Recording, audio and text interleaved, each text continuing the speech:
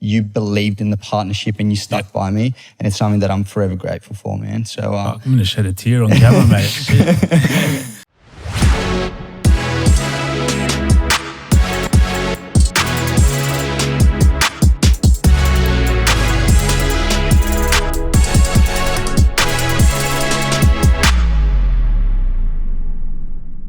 1, 2, 3, let's go. So here we are. This is the very first episode of Defiant Talk. I'm your co-host Sid and my business partner and co-host Jamie. Man, super pumped to finally start this. It's been a long time coming. We've been talking about it for about a year now. Yeah, I'm excited to just get our listeners to find out a little bit more about yourself. And myself. Absolutely, man. I'm really keen to see some of the people that we have coming through as well. It's going to be a lot of value for everyone that's tuning in. So, but yeah, I guess the first episode is our story for everyone that wouldn't be as familiar with us. Yeah. Where do we start? How did we become Defiant?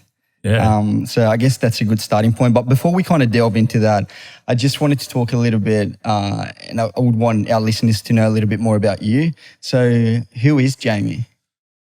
Oof, putting me on the spot with the first question, eh?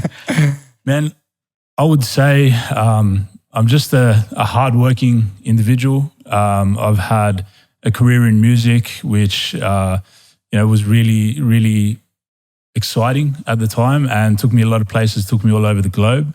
And I think I've just had that sort of work ethic in me from the very early days. So me as a person, I'm just someone that works hard, has big dreams, big vision, and I just love seeing that come to life in what I do. So that sums me up as a person. Awesome, man. Yeah. So take us back to how that wild ride actually started. What did it take for you to actually become a world-renowned producer and DJ? What was the first step? How does a kid, producing in his bedroom become this worldwide kind of success and playing in front of thousands of people? Let us know. In school, I had a couple of older mates who were, DJs, and they were getting me into clubs underage and things like that. And that was where the love of music started. I saw the whole club scene. I saw just producers making a name for themselves, and it was just something that I fell in love with at that time. And then Afrojack was actually an artist that just his sound, I remember in my head just thinking, I have to learn how to make this kind of thing. I don't know what this is, but I have to learn how to make it. Sort of checked out his interviews, podcasts, exactly like this, and then hearing about his process and the way he does things, I fell in love with it, started doing it myself. And my goal was to actually be signed to his label or have him support my music. Everything I did was geared around that. So it was crazy when it actually ended up happening probably about 5 years after I started. Got signed to his label. All of a sudden, he was supporting my music, Hardwell, Tiesto, Calvin Harris, pretty much all of the big dogs that I was looking up to. And that was the journey. I mean, I started off, it's the classic story of starting off at pub gigs or 21st and things like that. Started where everyone else starts and just had the hunger to get it. And every time I'd put out a track, getting that response just encouraged me to do it again, keep it going again, and come back to the table with something fresh for my audience. So yeah, that was my music career. And that's how it began. Awesome, man. I think one thing that the listeners might not know is the fact that you're an artist, but you're not actually trained classically as a musician. So is it correct that you can't actually play an instrument? Yeah, not at all. I don't know any instruments at all. Piano, I don't know anything. So everything I've done has been just by ear, listening to it. If it sounds right. That's insane, man. Cool. Yeah. Insane. Props to you, man. Thanks, man. What about you? I want to give our audience a bit of a background story of you and hear your story too. So I understand that as a young athlete, you were basically a young athlete. Correct. So you started off your life in swimming. So take us back to that. I was actually born in Rome and then kind of, made the move over here. Swimming was what I wanted to pursue, and the dream was always to become an Olympic champion. When I was 18, I moved over to the Gold Coast to really pursue that dream within a performance squad in Southport. It didn't really play out for me, but more than that, it was really the realization that I had to deploy self-awareness within who I was as a person. And I started realizing that, within each comp and every final, I was, like this much shorter than everyone else, basically.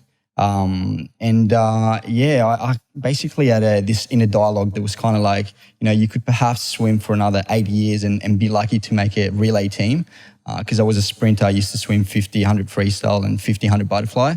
But that was never the dream. So it was really hard for me to kind of let go of that Olympic dream. So as soon as I ended my swimming career, I actually got into kayaking because I was like, as a swimmer, I was all upper body strength. And I'm like, I could perhaps replicate the movement into kayaking. But then there was no real passion for it. And it was more a segue to kind of let go a little bit easier of that Olympic dream. And from that point on, I really started getting involved into clubs. I had a bit of a following at the time. And looking back at it, one of my, you could call it, superpower is really attention hacking. I'm very good at, it's a natural skill of mine to kind of become that center of attention. And when I was 16, I was actually casted for Underbelly.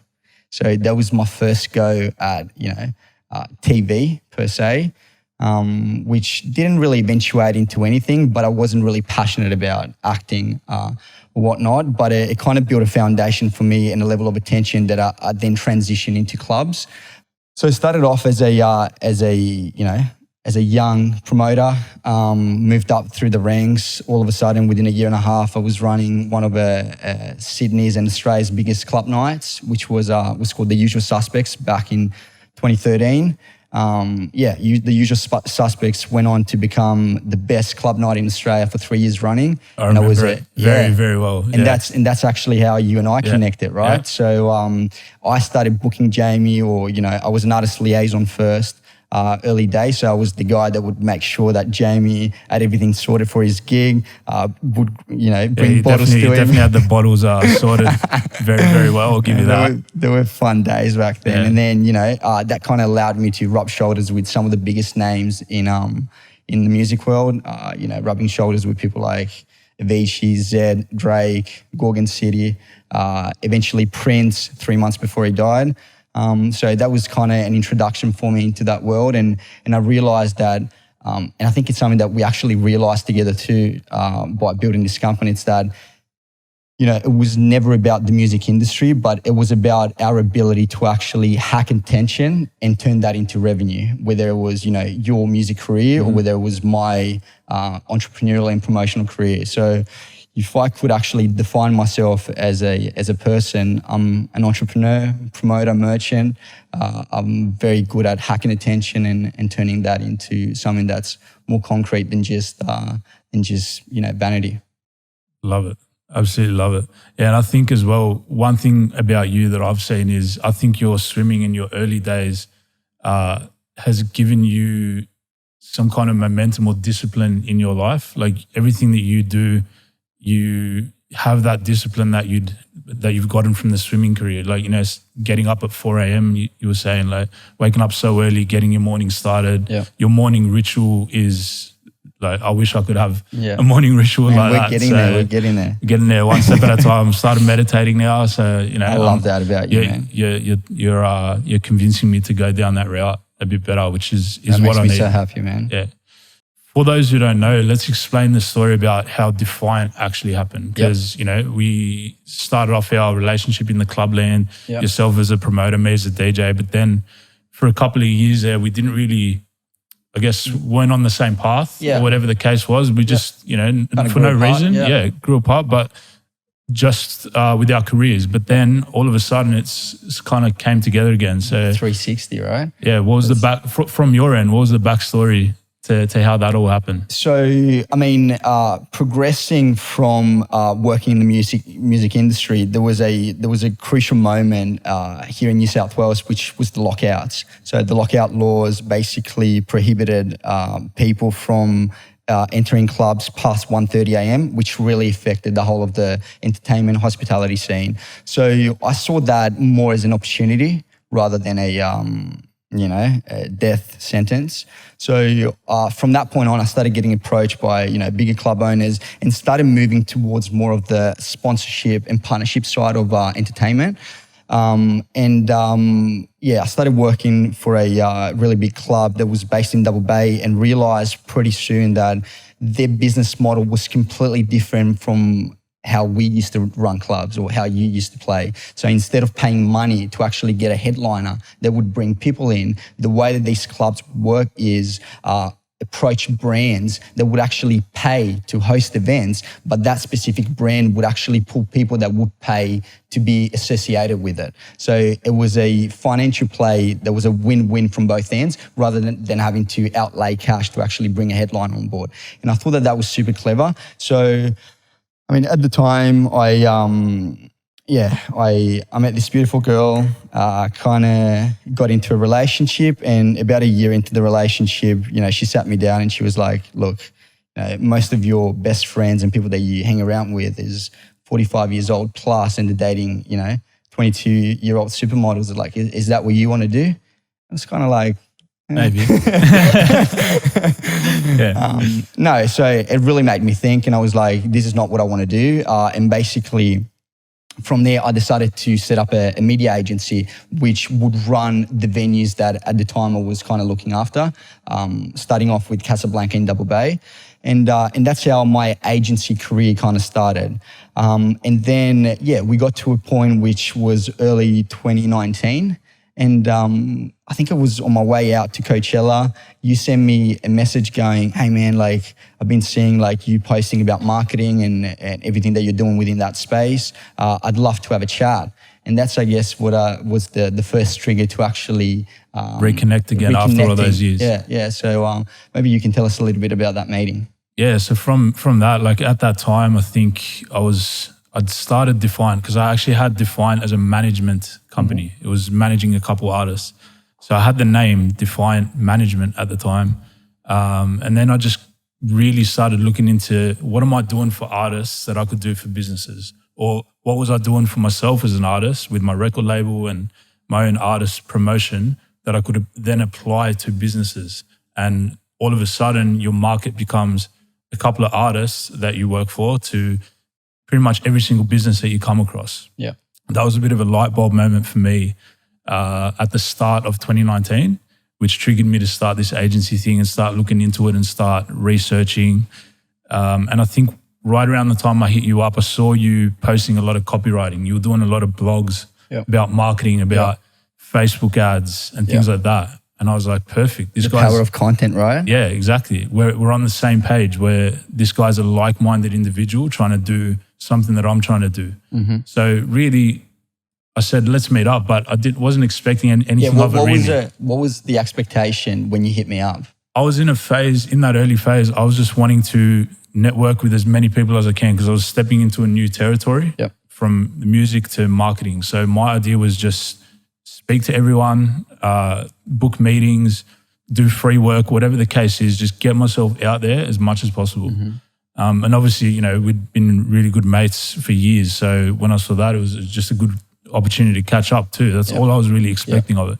We eventually teed up for coffee, and by the end of that coffee meeting, we were business partners. Which is crazy to think about. Yeah, and there was absolutely there was nothing to it other than just the energy was right. Yeah. And I'll honestly say that. The energy was right. We felt like we were on the same page and we just got it going. So absolutely that's actually, no hesitations, man. Yeah. That's actually something I want to sort of dive into a little bit about how we actually structured that too, because I think it would be very beneficial for people to know that. So when you've got a good idea yourself, I think finding someone else that supplements your skill set is one of the best ways to get things going. Yeah. And you and I are, I think, a really good example of that. It's very yin and yang. Yeah, 1000%, man. So you're more so on the sales and personable side, dealing with clients on the first interactions. I'm more like systematic or a systematic mind. Yeah. So after the sales made, operational. So that hand in hand, I think it's a really good combination, something that's helped us grow really quickly. So I'm actually going to put you on the spot a little bit here. Love it, do it. All right. Let's talk about how we actually kicked off our partnership. Yeah. We invested probably about 20K into Defiant, building a website, doing some stuff, whatever I was doing. And you, when we sort of decided to become business partners. Yeah, I remember exactly the response that I've given you, which was, I make investments without financial risk at the time. Yeah. And I was actually already kind of spreading myself a little bit thin because I just invested in a startup in South Africa, which was an Instagram bot. And that's just before bots on Instagram basically got banned. So I wasn't really in a place where I wanted to outlay cash, but I wanted to prove to you that what I was actually bringing to the table was very valuable for a partnership. So we set up a little KPI for the both of us. And I mean, from my end was to actually recoup or match the investment that Jamie had put into the business, which happened very quickly. So the way that the business started was basically by leveraging a network that I had from the music industry, which was already existent. I think you came to me with a bit of a hit list of like dream brands that you wanted to work with. And, you know, I had direct contacts with, most of them or some of them. And we went straight into it, and we were able to lock in a bunch of fairly good clients from the get, which created the foundation for, Defiant Digital and the agency that we have today, man. Exactly. So I think that was the perfect way to kick off a partnership with someone. I've come to the table with this, you're going to come to the table with this, and let's just prove to each other that we are good partners for each other. Yeah. And it was completely different stuff. Like I came to the partnership with the foundation of the agency, a website, and all this sort of systematic stuff. Yeah. And then you came with the sales.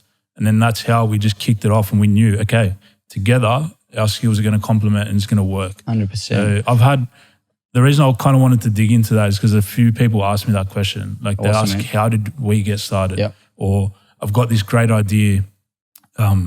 What's the next step? Who can I get involved? What would you say, what would you look for as someone who's looking to build a business, but they're self-aware enough that they understand they don't have the entire suite of skill sets to be able to do it? What would they have to look for in a partner?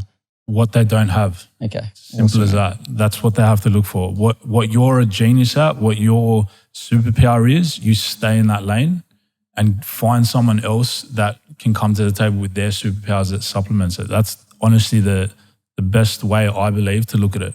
Because if you've got two people doing the same thing, you probably step on each other's toes a little bit. Your ideas won't work. I don't know. Look, I'm sure a lot of people have had success with that too, but I would definitely suggest finding someone that complements your skills. Awesome, that's awesome. Man. So I'm happy we dived into that and told that story. So now it's on the record. Let's kind of stay on that a little bit longer. So, I mean, we've been able to achieve, some sort of level of success within the past year. We literally started this agency less than a year ago, and it was just you and I, and now we're counting about, 20 plus heads. And the goal is obviously to scale it to the moon, as we say. To the moon. Keep swinging. Like, I want to kind of talk to you a little bit about how important is recruitment and the people that you bring on board to be able to actually create that foundation to then eventually scale a business.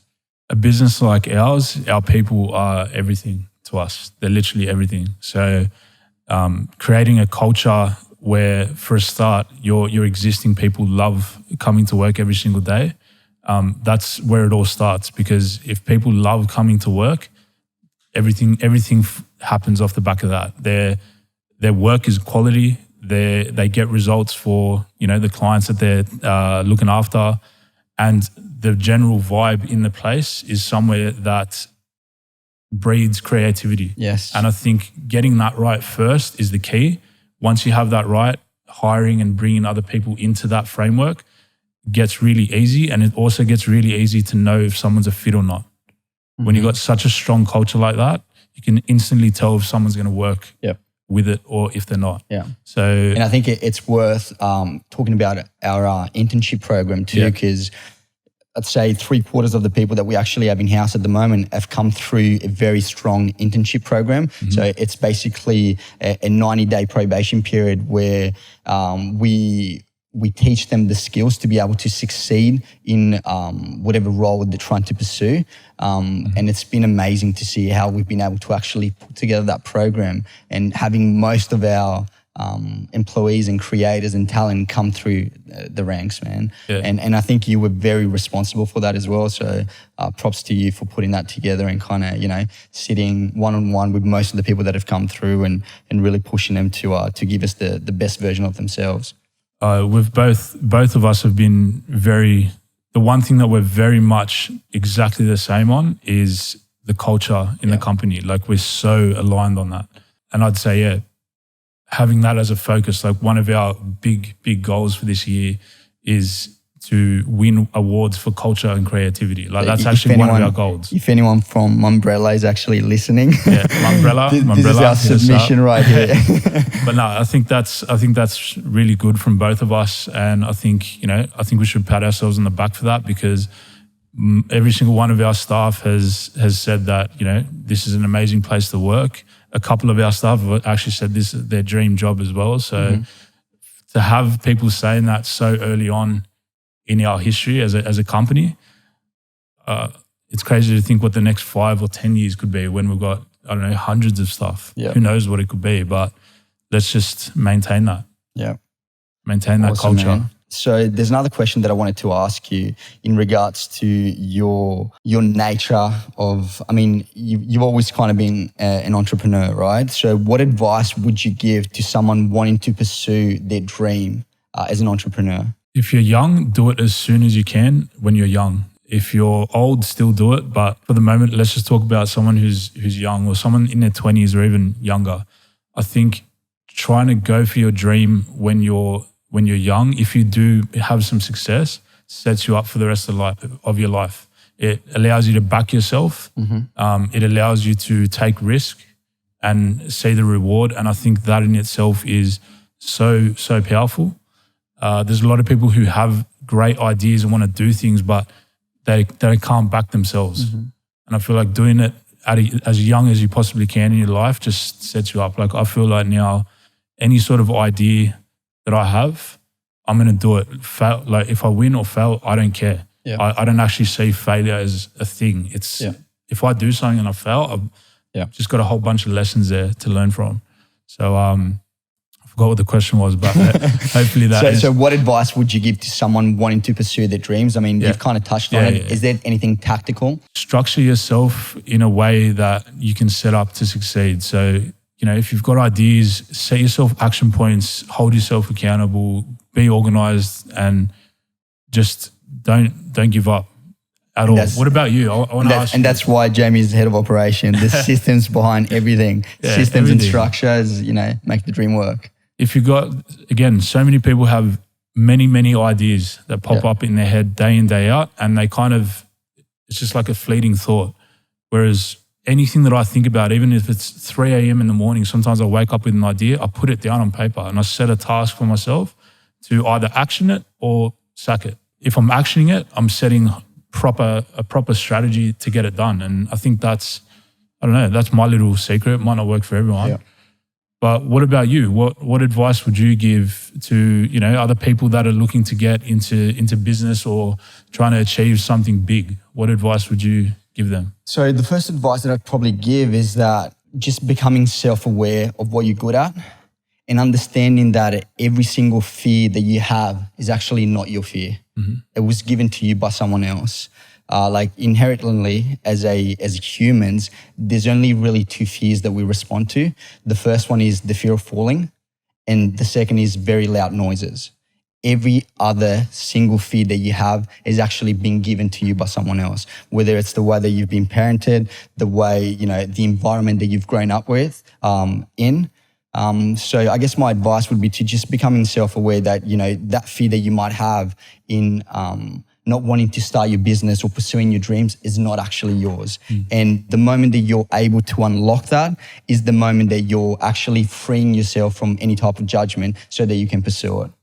That's huge, man. And how do you, with you're very heavy on like meditation and spirituality. How do you see that playing into like fear and and what you just said there? Like, is that a big part of managing that fear and anxiety and things like that? So I've been doing a lot of work within the last couple of years, and I mean, like, I think you've seen it too. And actually, one thing that I want to touch on is that when we first started this agency, it was probably the lowest point of my life as a whole.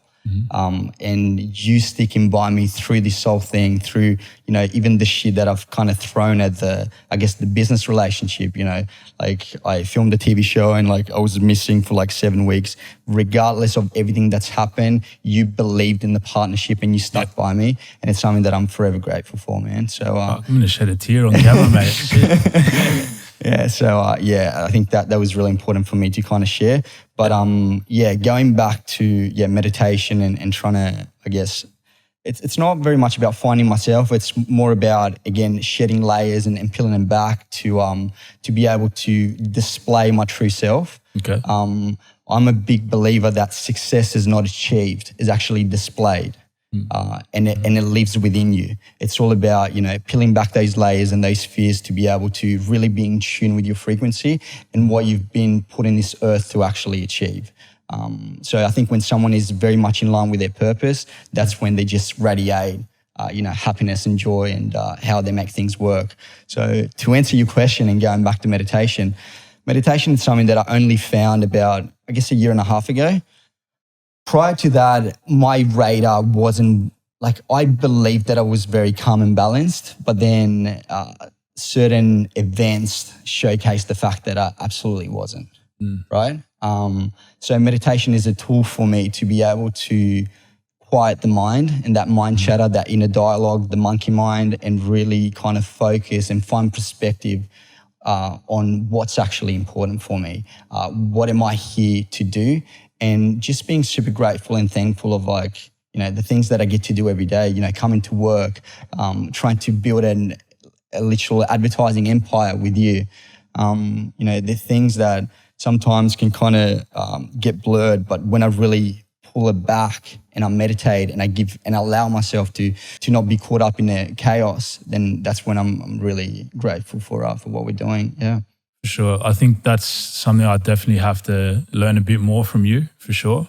Your calmness has helped us in a lot of situations where I've been a bit making hasty decisions in the heat of the moment. So I think learning that from you, and I'm getting there slowly. 100%. We're getting there, but for someone that thinks so much, it's very hard for me to switch off for a moment. But when I've done it, it's been awesome. So I can see why people recommend it, all around the world. So for someone who doesn't meditate or someone who hasn't really been exposed to the practice, or, as you mentioned, you've only just started, what are some of the challenges of doing that? I used to think that with meditation, you have to think nothing. Yeah. But then I realized that it's actually about your mind racing and then you bringing it back. It's the practice of doing that. Yeah. When I realized that, then I realized what meditation was. Before that, I'd turn on Calm or something like that. I'd listen to all this airy-fairy type thing and my mind would just drift off like, what the fuck am I listening to here? I have to respond to emails, I need to send that proposal through. Exactly. But then I realized that meditation is actually the practice of having your mind race and then having it not race. Yeah. And trying to pull it back. For me anyway, that's what it is. The best way to think of it is that meditation is there not to control your mind, but to not let your mind control you. Yeah, that's a good way of putting it. Yeah. So, very good way of putting it. Yeah. Yeah, man. What else have we got here on the agenda? Explaining the vision of the podcast. So I think that's an important one to do today. Let's tell people what are we trying to do with this podcast? For us, when you look at it from a business perspective, it's another outlet for us to be able to actually give value to an audience.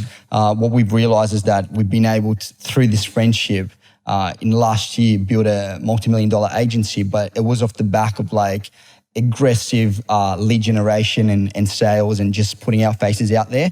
And through that process, and I mean, as a startup, early days, that's normally the blueprint. But we realized that there's no solid brand that's actually been built behind what we're doing. So the podcast comes as a pillar to be able to build Defiant as a brand.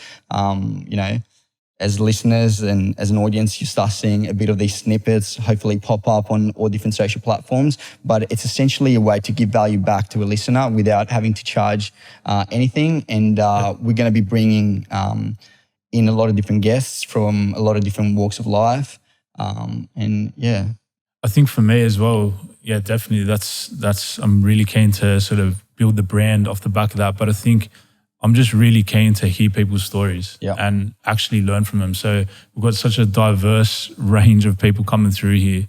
Our next few guests are crazy. So, you know, Alex Hayes. So we can drop the first one. That's the next Hayes. One. Yeah. We won't get too. Should we drop a couple or no? Maybe just Alex, because it's the next one. Yeah. So for people that don't know, Alex is a big wave surfer, adventurer, YouTuber. He's been able to build a million followers across a bunch of different platforms.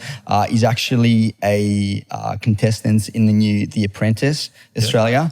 Which should air on channel, is it 9 or 10? I don't know. I don't want to be quoted on that. In March, but so really excited to have Alex on. Yeah, and just some of the other people that are coming through, you know, it's not just entrepreneurial or business or anything like that. There's some sports people, Olympians even, massive tech gurus, entrepreneurs. There's a really diverse, doctors, healers, everything. So there's a diverse range. I mean, if you guys have anyone that you want to see on here, definitely hit us up. Yeah, on Instagram at Defiant HQ. You can just send us a DM and we can chat on there. I think it's time for us to kind of go through the next segment.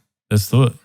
So our next segment, which you'll find in every single one of our podcasts, is called Fire Rocket Questions. And it's basically 10 questions that both Jamie and I will answer for you in today's podcast. So the first question to you, Jamie, is if you could turn back time and change one thing in your journey, what would it be? I would just start my music career even sooner than I did at the age of 18. I'd start it as soon as I could. That's what I'd do. And the reason is just because, backing myself and having that and seeing that happen has set me up for the rest of my life to back myself in any idea I have. So I would have just done it sooner. That's it. What about you? Are you answering the question as well? Yeah, I think we'll go one for one. Yeah. All right. So did you want to ask the question again? Yeah. So if you could turn back time and change one thing in your journey, what would it be?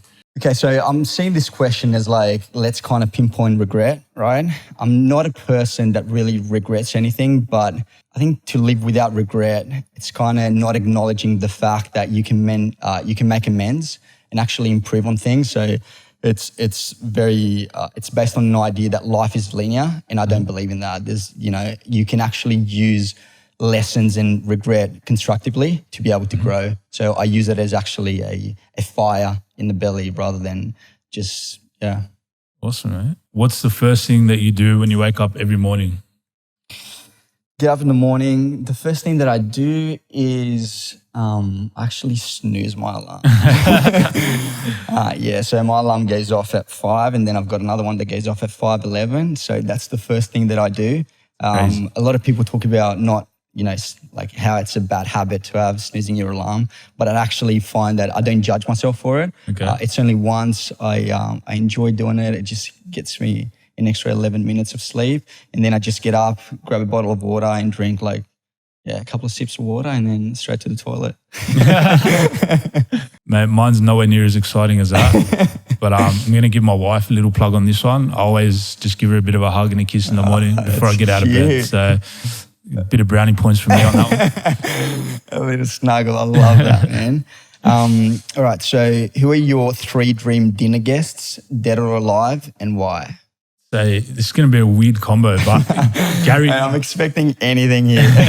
Gary V, for sure. Yeah, for sure. Just because I don't know, just love everything that he does. The Messiah. I'd say Travis Scott. I just love his music and would love to meet him. What would you ask Travis Scott? Honestly, nothing, man. Just probably smoke a joint with him and kick back and just smoke a joint. Smoke a joint, kick back. Should we touch on that? Nah. But that's what I do. And then the last one,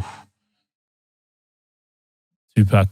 Tupac. It's an easy one, Right. but It's funny yeah, to see how- Tupac. Yeah. I mean, you could say from those answers that you are very much in line with your purpose from a level of, wanting to hang out with probably the best advertiser and marketing on the planet. Yeah. And then two awesome and, world scale musicians that have impacted the world in a way that, I don't know, no one's really done, right? And Tupac did it more with just his music, like the way he actually, went about his life and some of the stuff, some of the philosophies that he's kind of done.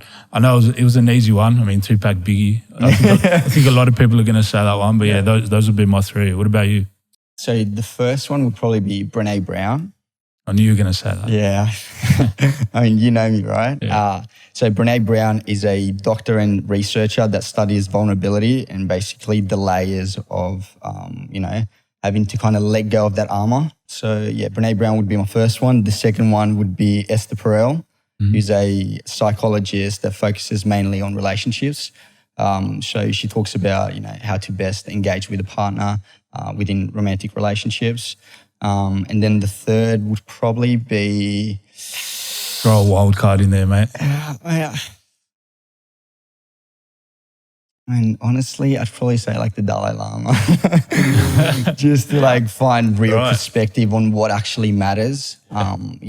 Peel it back to, one quote that I really like is, in a world that profits from your self-doubt, loving yourself is an act of defiance. And I actually try and live my life by that.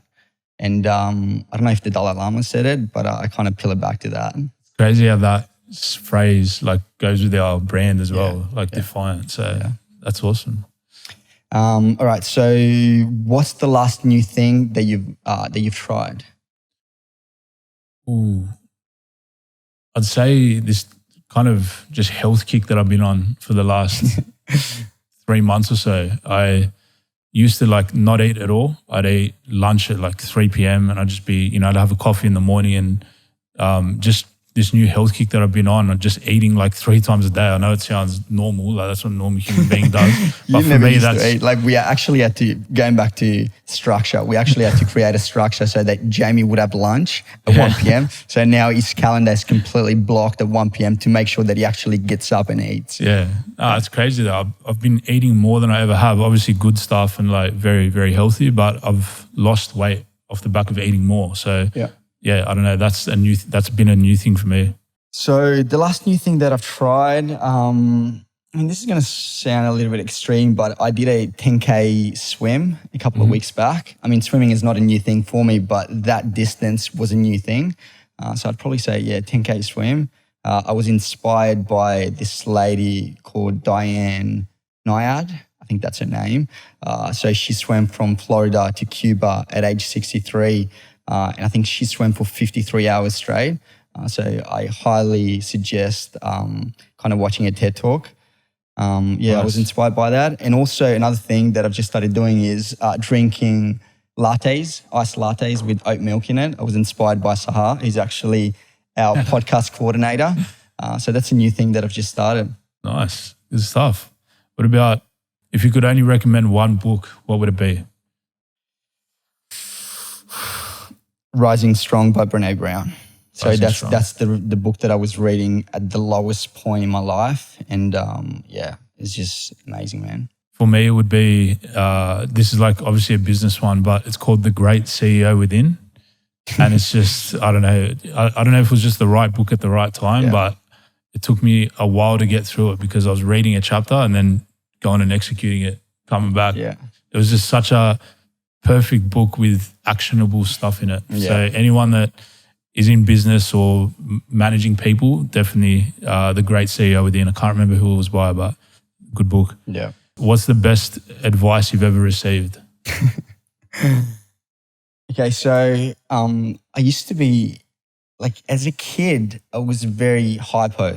Mm-hmm. You'd probably call it ADD nowadays. And one thing that my mum always instilled in me from a young age was speak up no matter what. So do it politely, but if there's something that you're not happy about, whether it's a teacher or whether it's an adult, make sure that you speak up about it. So that was a really great advice that I've been given. And also one from my grandma, my nonna back in Italy. So from a really young age, which is going to sound so fucked up, but she was always like, don't sleep on it. Non ti addormenta in Roman, which basically means, like when you're having sex, make sure that you pull out. That's good advice, mate. Very good advice. I back that. Yeah, you back. I back that.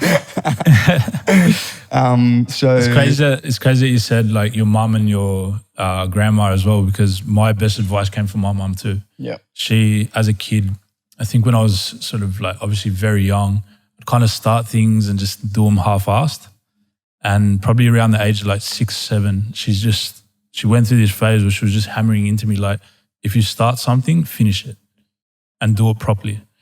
And she goes, if you can do that in life and be a good person to people, like they're the only two things that you have to worry about, pretty much. So I feel like that helped me just be one of those people who has an idea and executes it. I don't know. I kind of tie it back to that. Yeah. So that was the best advice. Shout out to Dora for being Dora. An amazing mum. Yeah, very good. 10 points. So when you reach the gates of heaven, what do you want God to say to you when he greets you? Welcome. Welcome and enjoy. I love that. Very nice and simple, straight to the point. That's it. Yeah.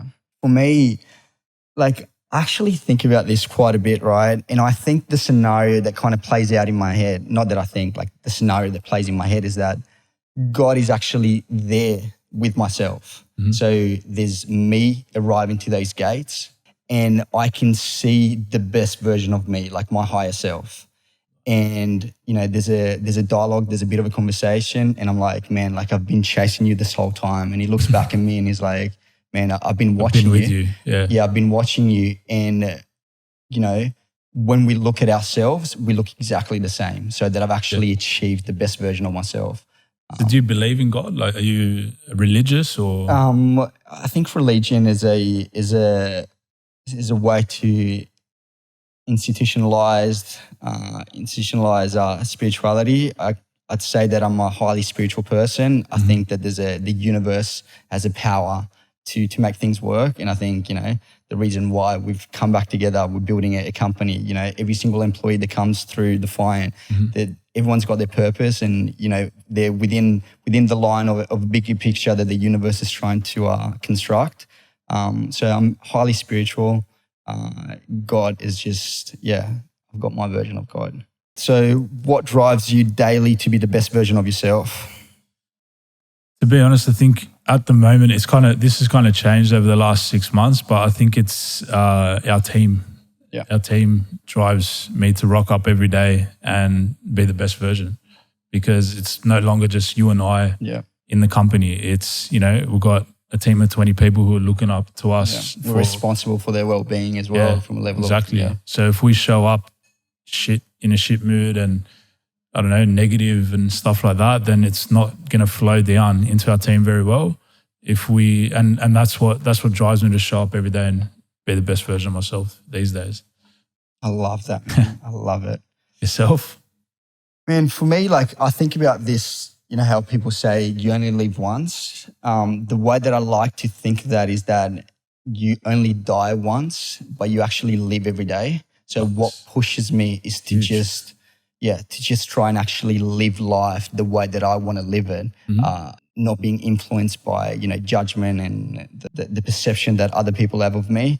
And, kind of tying back to what you're saying, showing up as the best version of myself every day because I know that I'm putting in the work to actually work through, things like, traumas or things that I'm not good at and trying to improve myself to actually be able to inspire people to inspire others. I think it's actually really cool having a team because it kind of forces you to be the best version of yourself in a way, You got people looking up to you every single day for guidance and leadership. You don't have time to sweat the small stuff. So I think it's a great thing because being the best version of yourself actually helps you get through shit in life too. And I think feel. this is actually a great upside of a partnership because we're able to hold each other accountable. You know, if you show up and you're in a ship mood, it's like, hey, Jamie, let's have a chat. Yeah, let's have a chat. Versa, you know, let's have a chat. Yeah. And I agree. Awesome. So what does the word defiant mean to you then?